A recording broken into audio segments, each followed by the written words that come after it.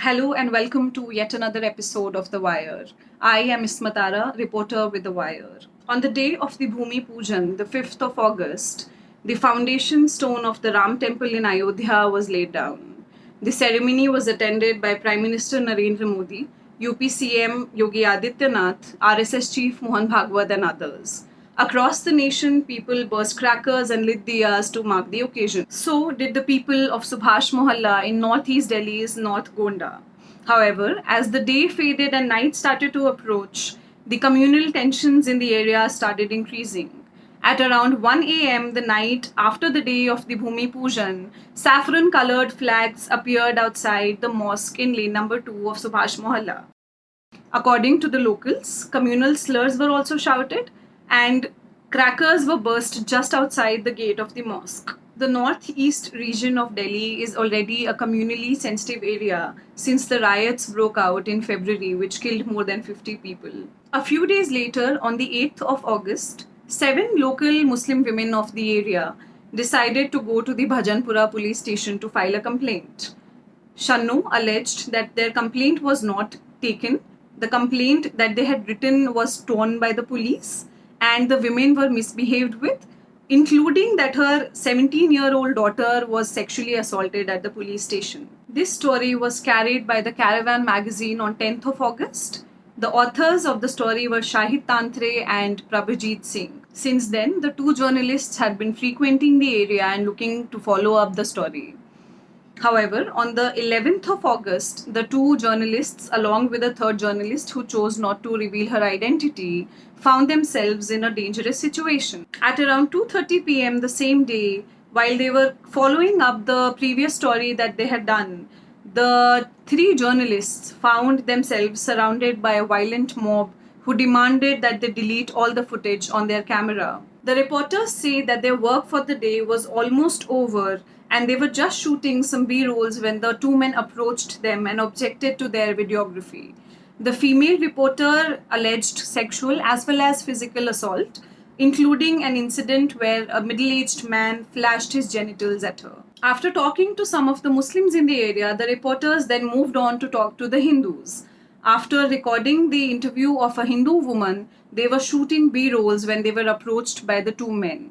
One of the men, who introduced himself as a BJP worker, a BJP secretary, was wearing a saffron kurta and had a fracture in one of his hands.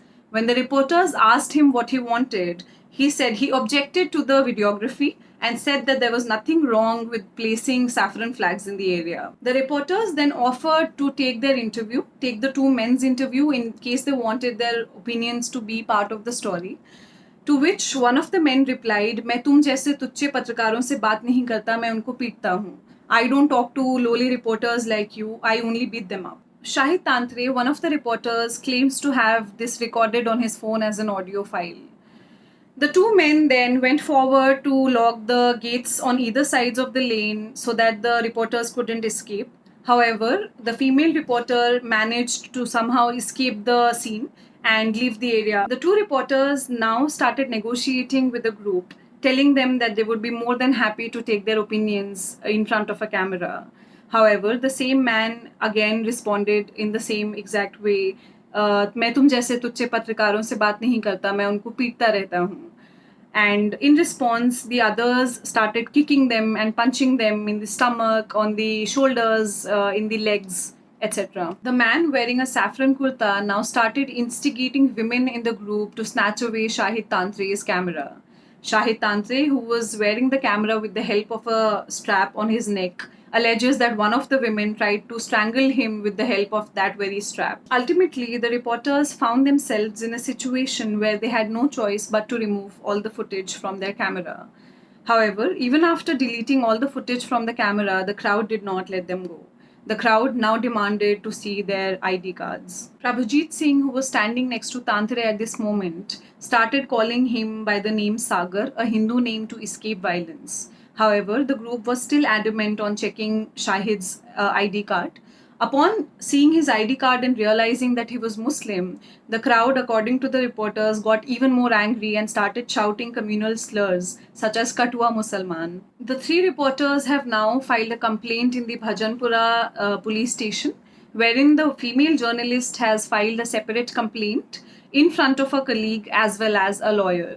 However, no FIR has been registered in the case so far. The Caravan put out a series of tweets condemning the attacks on its journalist late on Tuesday night. However, while speaking to The Wire, the SHO of Bhajanpura police station, Ashok Sharma, had confirmed that this incident had taken place. However, he had added that there is no crime in putting up saffron flags or bursting crackers. In another tweet, the DCP Northeast Delhi wrote, "Today afternoon, some journalists were taking photographs and interviews in the communally sensitive area to which local people objected.